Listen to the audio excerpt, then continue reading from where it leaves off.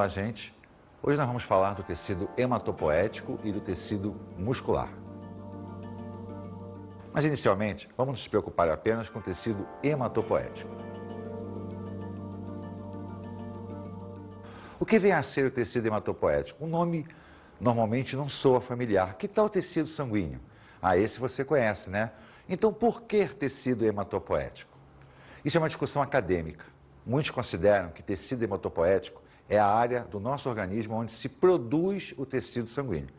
Quando ele está produzido, então passa a se considerar tecido sanguíneo ou sangue. Mas qual é a produção? Aonde é produzido? Nós temos determinadas regiões da estrutura óssea, chamada de medula óssea vermelha. Você já escutou falar, lembra do transplante de medula?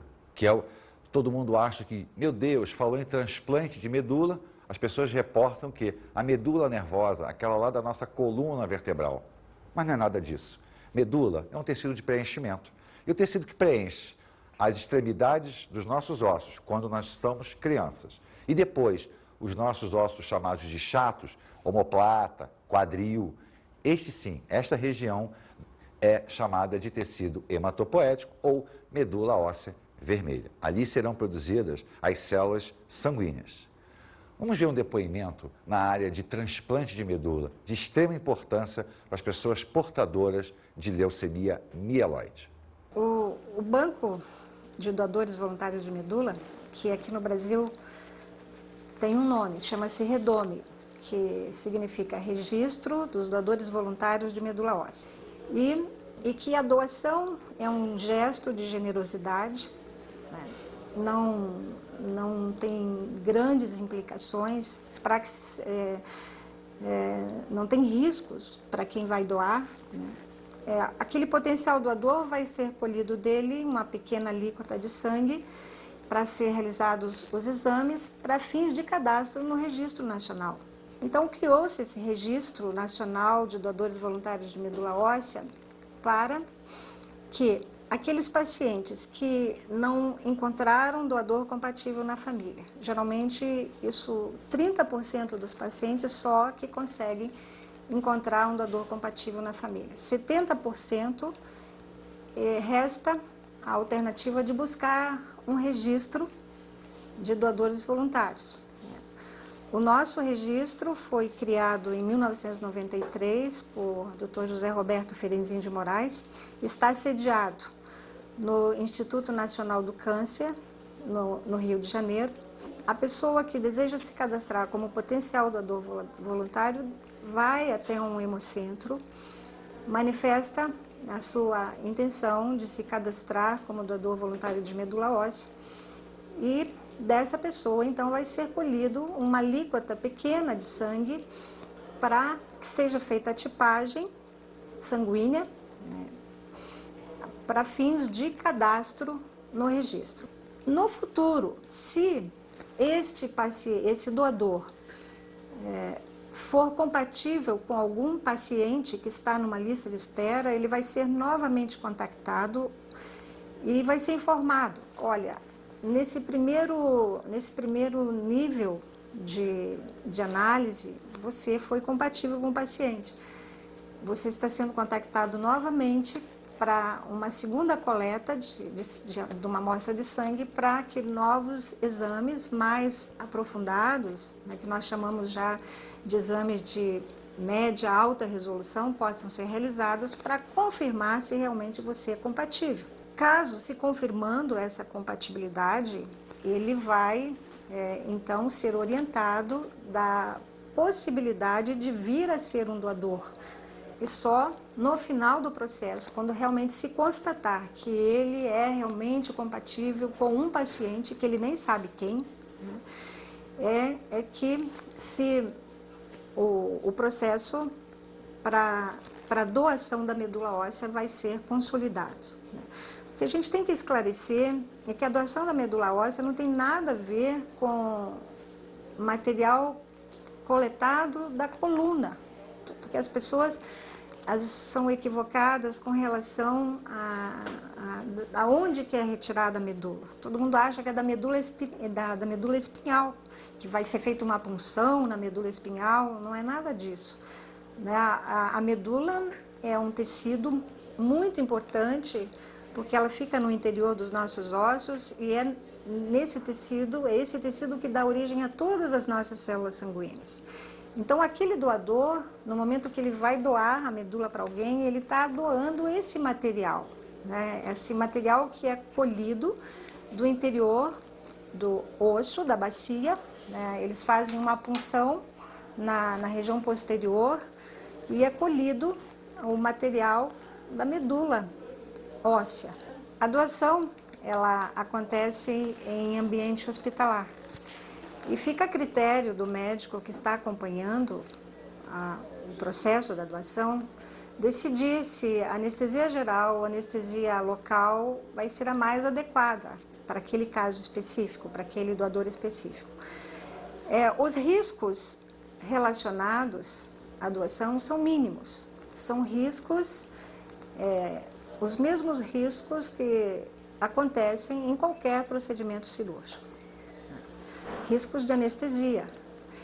E com relação às funções que acontecem, né, existem relatos de uma dor local que pode ser sanada rapidamente com o uso de analgésicos. Gostaram da entrevista? Ela foi esclarecedora? Pois é, né? A medula óssea, ela é responsável pela fabricação de glóbulos sanguíneos. E a doação de medula é muito simples. Nós vamos tirar um pouquinho da nossa medula para aquela pessoa que, lamentavelmente, a sua medula parou de funcionar.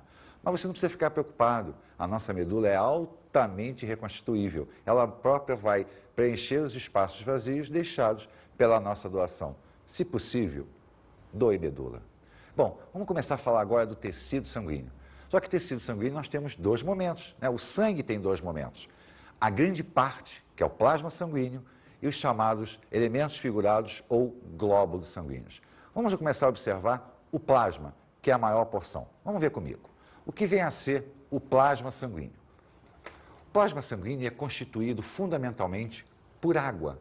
E dentro dessa água, várias substâncias são diluídas.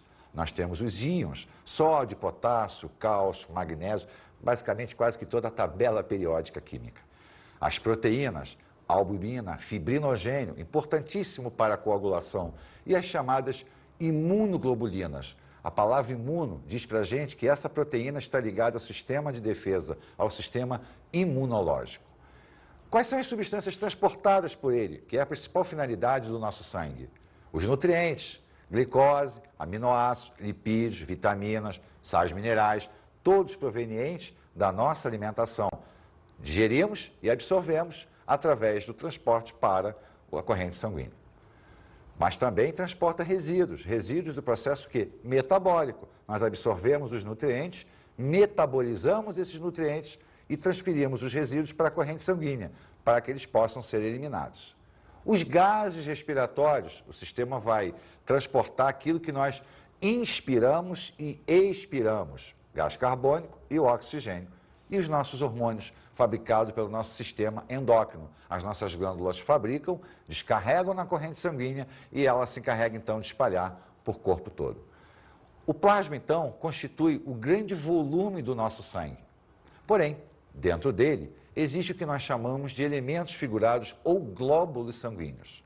Por que nós não chamamos de células sanguíneas? Por que seria incorreto nós nos referirmos ao conjunto todo como células sanguíneas? Porque, observemos, existem 3 elementos figurados básicos: as hemácias, os leucócitos e as plaquetas. Hemácias e leucócitos são células na concepção total da palavra. Plaqueta são fragmentos celulares, são pedacinhos de uma grande célula que não existe mais.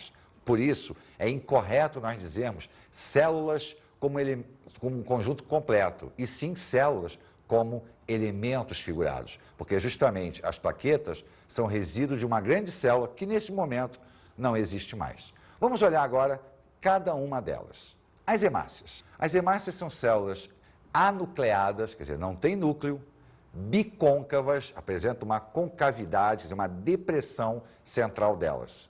E são as responsáveis pelo transporte dos gases respiratórios, gás carbônico e oxigênio. O quantitativo de hemácias na nossa corrente sanguínea é um negócio assim astronômico. Está na casa de 4 milhões a 6 milhões de hemácias por milímetro cúbico de sangue. Significa que se você tivesse um cubinho com 1 milímetro de aresta, caberiam ali dentro em torno de 6 milhões de hemácias. E esse quantitativo, ele é baseado no nível do mar. Isso quer dizer que à medida que nós subimos, à medida que nós vamos para uma região mais alta, esse quantitativo de hemácias tende a aumentar. Por quê? Porque à medida que nós subimos, a quantidade de oxigênio diminui. Então elas têm que ser responsáveis pelo transporte dele. Como fazê-lo? Aumentando a quantidade. Quem faz isso? A nossa medula óssea vermelha. Ela recebe uma informação orgânica que existe pouco oxigênio e aí ela aumenta a produção de hemácias. Uma outra coisa interessante que muita gente acha que a hemácia é bicôncava, né? Tem essa depressão porque ela perdeu o núcleo. Isso não é verdade. A depressão é formada devido à presença de uma proteína chamada de hemoglobina. A hemoglobina é a proteína responsável pelo transporte dos gases respiratórios. E é justamente a arrumação da hemoglobina dentro da hemácia que provoca essa concavidade natural dela, e não a perda do núcleo. Mas lembre-se que a hemácia não nasceu sem núcleo. No início da sua formação, lá na medula óssea, ela tinha núcleo. Por quê? Ela tem que ter núcleo para poder sintetizar a hemoglobina. Acabou a síntese, ela vai perder o núcleo, porque a função básica dela é simplesmente o transporte dos gases. Só que isso tem um probleminha para a hemácia. Não ter núcleo significa ter pouco tempo de vida. Nós trocamos as nossas hemácias aproximadamente a cada 120 dias. Então, a cada 120 dias, novas hemácias entram na corrente sanguínea para substituir aquelas que já estão velhinhas, não conseguem mais transportar os gases respiratórios. Os leucócitos, as chamadas células brancas, são células ligadas ao mecanismo de defesa e ao mecanismo imunitário. Mas existem dois grandes grupos de leucócitos, o que nós chamamos de agranulócitos e os granulócitos ou granulosos. O que significa isso? Ter ou não ter grãos. Mas quem são esses grãos? Vamos nos recordar do lisossomo, lembra dele? Da digestão intracelular? Estas células que possuem os grânulos, na realidade, têm uma capacidade de digestão intracelular muito intensa, justamente porque a finalidade delas é fazer fagocitose, é englobar uma partícula que tem entrado dentro do nosso organismo, uma bactéria, um protozoário, uma fração de uma proteína que não pertence a gente. Então elas vão fazer fagocitose, vão englobar essa partícula e vão digeri-las. Nós temos três grandes granulócitos: os neutrófilos, os eosinófilos ou acidófilos e os basófilos. O porquê da nomenclatura? Quando se olha uma gota de sangue ao microscópio, a única célula capaz de ser visível é a hemácia, porque ela é vermelha devido à presença da hemoglobina. Eles são brancos, daí leuco, que é branco. Ora, para que a gente possa visualizá-los, nós colocamos corantes. E cada um deles tem uma característica química da sua membrana plasmática em relação ao corante. Os neutrófilos são corados por corantes neutros. Os acidófilos ou eosinófilos por corantes ácidos. E o basófilo por corantes básicos. Mas por que ele tem dois nomes? Porque o corante ácido que se usa se chama eosina. Daí, eosinófilo, afinidade pela eosina. A palavra filo significa afinidade. Então ele tem afinidade pelo neutro, ele tem afinidade pelo ácido ou pela eosina e ele tem afinidade pelo básico. Cada um deles responde por um processo de defesa. Quando existem grandes invasões bacterianas, um processo agudo, ele responde, ele ataca. Quando a nossa reação é uma reação alérgica por algum produto, ou nós estamos com uma infecção parasitária, um parasita intestinal, ele responde com ataque. E quando é uma infecção bacteriana crônica, ele responde pelo ataque. Então, cada um deles terá sua quantidade aumentada dentro do nosso organismo, dependendo da nossa necessidade de defesa. Já os agranulócitos existem dois grupos, os monócitos e os linfócitos. Vamos falar do monócito. Esta célulazinha aqui tem o mesmo poder de fagocitose das outras. O grande detalhe dela é que ela pouco permanece na nossa corrente sanguínea. Ela migra para o chamado tecido conjuntivo e lá ela cresce, adquirindo o nome de macrófago, passando a ser a nossa primeira grande linha de defesa contra a invasão orgânica. Já os linfócitos estão ligados à nossa imunidade. São eles os responsáveis por identificar aquilo que não pertence a gente, o que nós chamamos de antígeno, e produzir uma defesa, o que nós chamamos de anticorpo. Então, anticorpo é uma célula com a capacidade de defender o nosso organismo. E nasceu da onde? Nasceu deles. Mas lembra o seguinte, anticorpo é uma proteína, é uma imunoglobulina. Isso significa dizer que estas células aqui têm um grande poder de fabricar proteínas com a capacidade imunológica.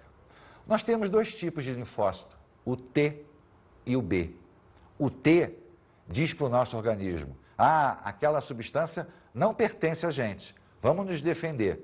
O B recebe a ordem e fabrica as imunoglobulinas. Sabe um caso muito famoso onde eles param de funcionar? Na AIDS. O vírus da AIDS neutraliza a ação do linfócito T. Isso significa dizer que o nosso organismo perde a capacidade de saber que está sendo atacado.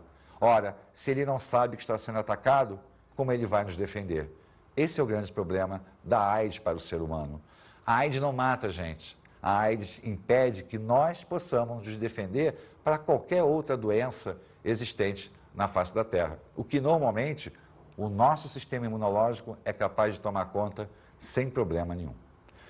A quantidade média por milímetro cúbico de sangue dos leucócitos gira na casa de 5.000 a 6.000, atingindo até 10.000. Essa quantidade só é elevada quando o nosso organismo está sob ataque, quando existe um processo infeccioso, um processo de infestação de micro-organismos dentro da gente. E o nosso terceiro elemento figurado são as plaquetas. O que vem a ser uma plaqueta? Durante o processo de formação dos elementos figurados, a medula óssea vermelha produz uma célula muito grande chamada de megacariócito. O megacariócito é uma célula tão grande que ela sofre fragmentação, formando pedacinhos pequenos que foram batizados de plaquetas. A plaqueta possui uma substância chamada de tromboquinase, que será importante para o mecanismo de coagulação que a gente vai ver daqui a pouquinho. Essas plaquetas, além de participarem do processo de coagulação, elas ganham uma nova função. Toda vez que o nosso organismo tem um problema em algum tecido, que há uma falha, há um buraco, há uma perda, elas migram para essa região, preenchendo aquele espaço vazio, até que o nosso organismo tenha a capacidade de repor o tecido que nós perdemos. Vamos ver um exemplo prático. Uma pessoa que sofre, por exemplo, de câncer e tem que retirar um órgão, tem que retirar um pedaço do organismo. Enquanto o organismo dessa pessoa não repõe, quando possível, é claro, aquele tecido que foi retirado, as plaquetas migrarão para essa região e irão preencher esse espaço até que o nosso organismo tenha a capacidade de repor o que foi perdido. A quantidade média de plaquetas gira na casa de 250 a 400.000 plaquetas por milímetro cúbico. Então, se nós somarmos tudo isso aqui, nós temos aqui a média de 6 milhões, mais 6.000, mais 400.000. Então, um total por milímetro cúbico de sangue em torno de 6.406.000 elementos figurados. Se nós considerarmos que o corpo humano tem em torno de 5 litros de sangue, nós vamos observar que o grande volume está do plasma sanguíneo e não nos elementos figurados. Mas isso, é claro, não tira a importância dele, porque eles são responsáveis pelo transporte dos gases, pelos mecanismos de defesa e pela integridade do nosso organismo. Vamos falar agora da coagulação sanguínea. O nosso fígado produz um zimogênio, que é uma enzima inativada, chamada de protrombina. Para que ele possa produzir isso, ele necessita da vitamina K. E essa coenzima ou zimogênio, ela vai ficar inativada pela ação da heparina, que é o nosso anticoagulante natural. Por ocasião de uma lesão, as plaquetas liberam a tromboquinase, que vai inibir a ação da heparina, ou seja, ela vai permitir que a protrombina se transforme em trombina. Então a tromboquinase, além de provocar a inibição da heparina, ela faz a transformação de protrombina em trombina. O prefixo pró indica a presença de 2 aminoácidos a mais. O que ela faz é retirar esses 2 aminoácidos. A trombina, então, vai fazer a conversão do fibrinogênio, que é uma proteína solúvel, ela está dissolvida no plasma, para fibrina, que é uma proteína insolúvel. A finalidade da fibrina é formar uma rede que bloqueie os glóbulos sanguíneos, provocando então o entupimento da região onde está ocorrendo o sangramento. Para que haja conversão protrombina, trombina e até fibrinogênio, fibrina, eu necessito de um catalisador iônico do cálcio. Então o cálcio é importante para esta conversão protrombina, trombina e para a conversão fibrinogênio, fibrina. Lembre-se, o fibrinogênio existe dentro do nosso sangue, dissolvido no nosso sangue. A fibrina não, ela só aparecerá por ocasião de uma lesão e aí a transformação. Agora nós vamos falar do tecido muscular. É importante que a gente lembre que tecido muscular não é músculo. O músculo é o resultado do conjunto de várias células formadoras do tecido muscular. Bem, e como é que se chama a célula que forma o tecido muscular? Neste caso, ela tem um nomezinho especial, ela se chama fibra. Então, a célula que forma o tecido muscular tem a nomenclatura de fibra. Existem 3 fibras musculares. A que nós chamamos de fibra muscular esquelética, a que nós chamamos de fibra lisa e a que nós chamamos de fibra cardíaca, que ela também é estriada, só que ela tem uma funçãozinha que na realidade é o somatório das outras duas. Vamos começar a olhar cada uma delas em separado. Primeiro o conjunto e depois isoladamente. Vamos lá. A fibra estriada esquelética forma o tecido muscular estriado esquelético. Por que o nome esquelético? Porque ele está ligado à nossa movimentação. Ele é importante para que nós possamos falar, para que nós possamos andar, toda a função voluntária. Então, para que nós possamos exercer uma função voluntária, o nosso cérebro dará uma ordem para a musculatura estriada esquelética. Então, todas as funções, andar, falar, que dependem da nossa vontade, serão executadas por ela.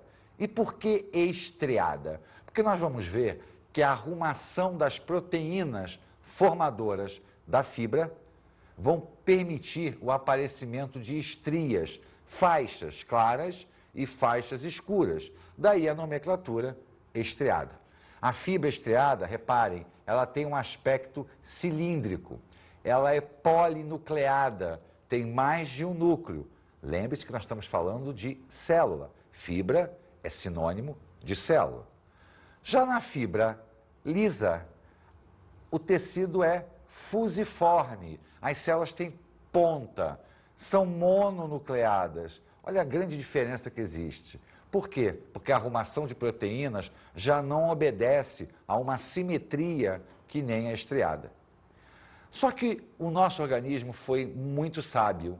Ele pegou a capacidade da fibra estriada esquelética em se contrair de maneira rápida e juntou a uma característica da lisa, que é não depender do nosso cérebro. A estrutura lisa, ela independe da nossa vontade. Ela é formada, olha aqui, ó, ela forma o estômago, ela forma toda a área gastrointestinal, onde nós não pensamos para que ela funcione. O funcionamento é automático. A cardíaca, nós não podemos pensar. O nosso coração tem que funcionar de maneira automática, porém, de uma maneira rápida. Então, o que é a fibra estriada cardíaca? Ela ganha as características da estriada esquelética, uma simetria do processo proteico de contração, é mononucleada, quer dizer, cada fibra tem um núcleo, porém a ação dela é uma ação involuntária. Então, vamos dar uma recapitulada aqui, ó. Muscular estriada esquelética é cilíndrica, polinucleada, com uma simetria proteica, de ação voluntária e rápida. A fibra lisa, ela é mononucleada, sem simetria proteica, de aspecto fusiforme, em forma de ponta. A ação dela é involuntária. Agora, uma curiosidade. A fibra lisa, quando se contrai, ela tem uma contração ondulatória. E essa contração é chamada de movimento peristáltico. É um movimento de cadência. E quando esse movimento é alterado por qualquer problema, ele se chama espasmo. O espasmo é a alteração do movimento peristáltico. Mas você conhece com o nome popular, cólica. A cólica é a alteração da contração da musculatura lisa. A musculatura estriada, ela reúne características das duas: cilíndrica, mononucleada, de contração involuntária com simetria proteica. Acontece que, independente dela ser estriada esquelética, estriada cardíaca ou lisa, existe alguém que dá a capacidade da fibra em se contrair, que é a característica fundamental dela, o que nós chamamos de contractibilidade, ou seja, a capacidade que uma fibra tem em contrair. E o que significa contrair? Significa reduzir de tamanho. Ora, para que ela possa reduzir, eu tenho que ter uma movimentação de alguma substância.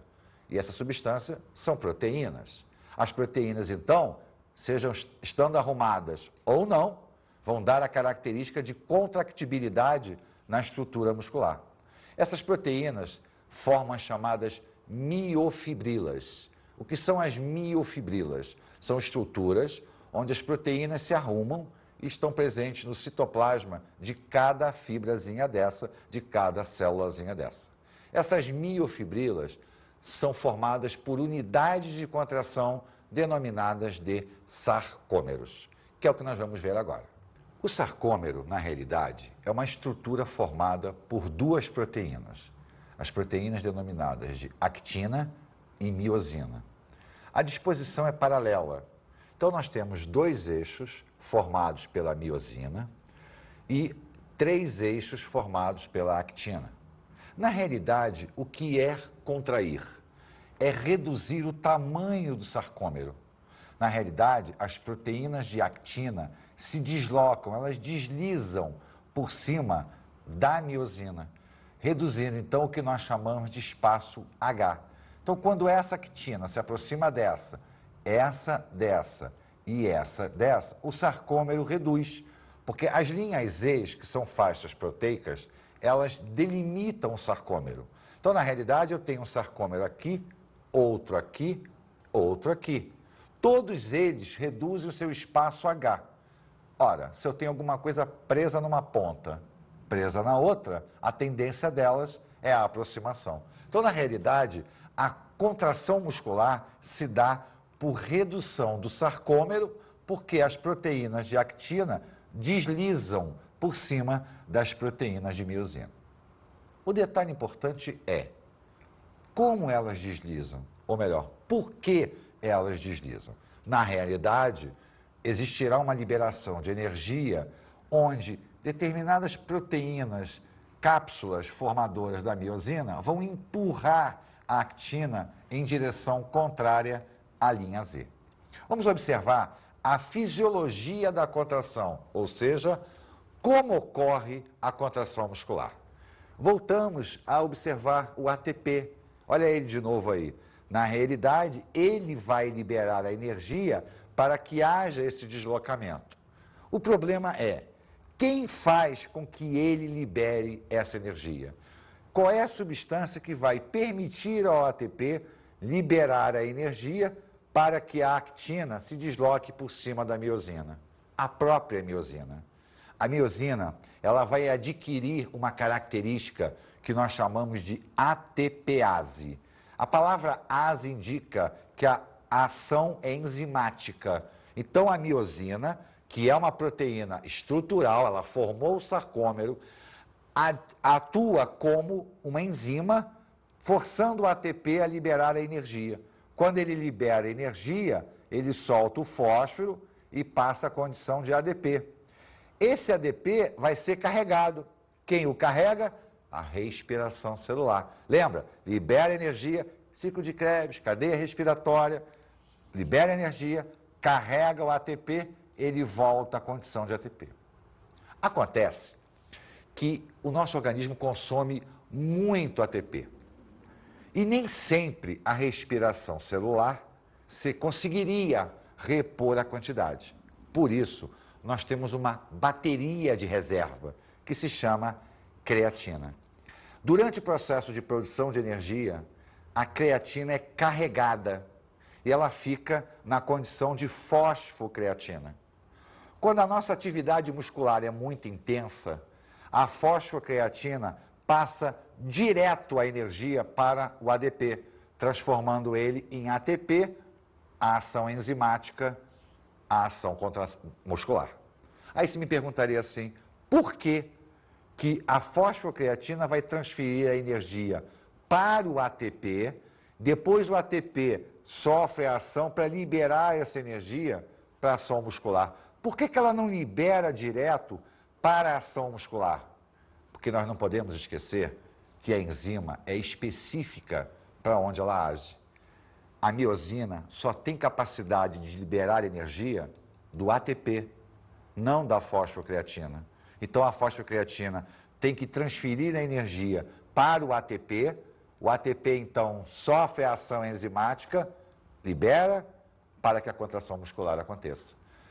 É um processo demorado? Não. É muito mais prático para o nosso organismo ter uma bateria de reserva do que depender exclusivamente da respiração celular para produzir todo o ATP necessário naquele instante de tempo para a contração muscular. Então a contração muscular depende não só da actina e da miosina, como da nossa carga de ATP. Se falhar, o sistema para de funcionar. Vamos falar agora no músculo, que vem a ser o quê? A fusão das fibras. O músculo estriado esquelético, o músculo liso e o músculo cardíaco. Cada um deles é a reunião das fibras estriadas esqueléticas, estriadas cardíacas e a lisa. Vamos olhar aqui o músculo estriado esquelético, que é aquilo que a gente compra no açougue com o nome de carne. Na realidade, a carne é a musculatura do boi. E o que vem a ser a musculatura? Olha, eu tenho as miofibrilas que se reuniram, formando um grande feixe, que ganha uma capa, formando a fibra muscular como um todo, reúne várias fibras, olha só, conjunto de fibras musculares, e eu passo a ter o músculo como um todo. Então, na realidade, esse músculo como um todo nasceu das miofibrilas, onde eu tenho as unidades de contração, que juntos formam a miofibrila total, que forma a fibra muscular, o conjunto de fibras e o músculo. Então, o músculo nada mais é do que a fusão das fibras. E, com isso, a capacidade de contração delas é mantida no conjunto do todo.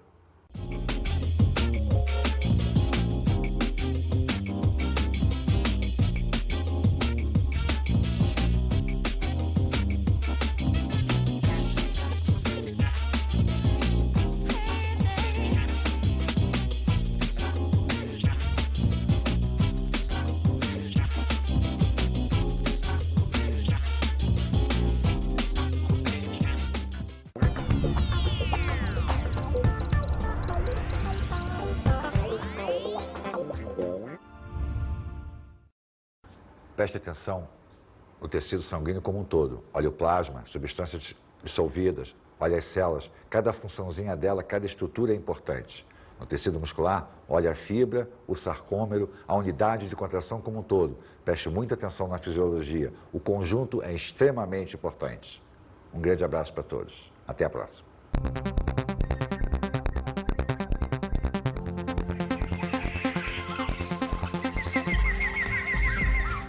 Na aula de hoje, estudamos o tecido hematopoético, o tecido sanguíneo. Falamos na produção de células sanguíneas.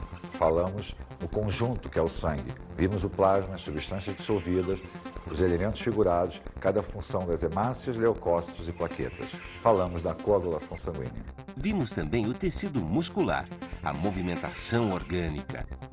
Falamos na fibra muscular, nos tipos de fibra, qual a função delas ao se reunirem na formação do músculo. Vimos a unidade de contração, que era o sarcômero, vimos a fisiologia do sarcômero, ou seja, o funcionamento da estrutura muscular como um todo. Bons estudos!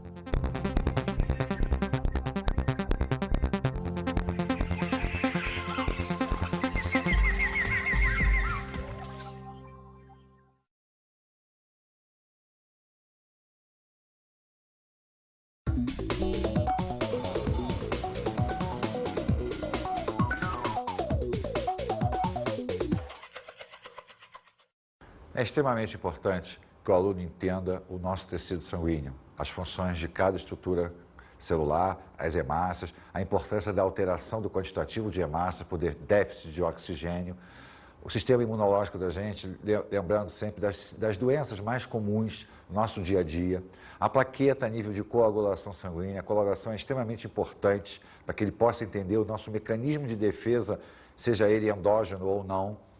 A estrutura muscular, o funcionamento da contração, a fisiologia da contração é muito importante. Ele tem que entender como o nosso organismo funciona como um todo, como os nossos órgãos funcionam, porque são funcionamentos puramente musculares.